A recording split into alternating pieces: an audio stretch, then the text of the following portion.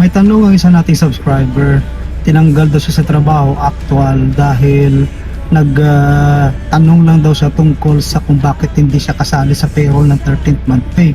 Ang sagot sa kanya na dahil may nagsumbong daw sa boss na nagnanakaw siya, no? Ang tanong niya kung tama daw ba yun at anong gagawin niya. Well, sa ganyang kaso kasi, nanggal ka dahil lang sa iginigiit ang karapatan mo sa ilalim ng batas, no? PD 851, yung 13th month pay law as amended, malamang magiging illegal dismissal yan kasi hindi yan ground for dismissal for just cause, no? Sa ilalim ng Article 297 ng ating Labor Code. Pangalawa, wala daw due process, so walang notice, walang hearing.